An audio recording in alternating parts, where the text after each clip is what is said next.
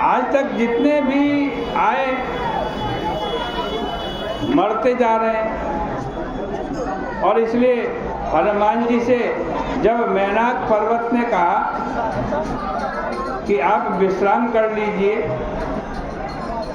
तो हनुमान जी ने मन ही मन मुस्कुरा करके सोचा कि पहले यह तो पता चल जाए कि इनको स्वयं विश्राम मिला हुआ है या नहीं। इसका अभिप्राय यह है कि जिनके पीछे पीछे हम चल रहे हैं, पहले यह तो पता चल जाए कि वो किसके पीछे चल रहे हैं।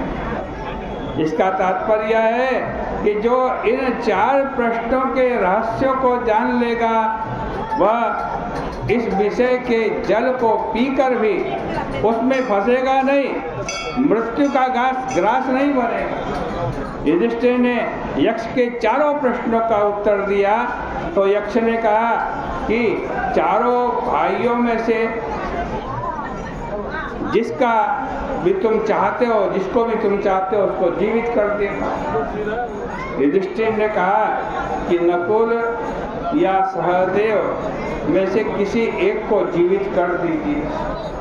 यक्ष ने कहा बड़े आश्चर्य की बात है, अपने सगे भाई भीम या अर्जुन को छोड़कर तुम नकुल सहदेव को जीवित करने की बात कर रहे हो। युधिष्ठिर बड़े धर्मात्मा थे, वे बोले कि हम लोग 2 माताओं के अलग अलग पुत्र हैं।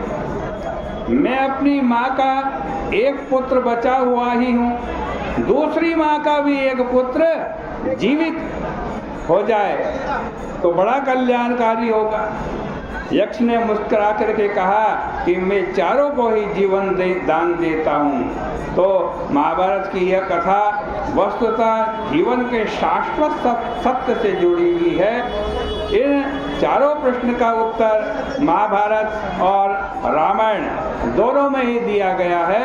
अलग अलग प्रसंगों में भगवान राम जो प्रश्न करते हुए दिखाई दे रहे हैं, इसके द्वारा भगवान राम ने हम लोगों को एक नई पद्धति बताई। भगवान का अभिप्राय है कि काल हम लोगों से प्रश्न करें, इससे पहले हम ही महात्माओं से प्रश्न करें, अतः उनसे इन 4 प्रश्नों का उत्तर प्राप्त कर लें। और तब यदि जीवन पथ पर चले तो जो लक्ष्य हमसे दूर हो गया है वह लक्ष्य हमें दिखाई देने लगेगा और हम उसे सरलता से प्राप्त कर लेंगे।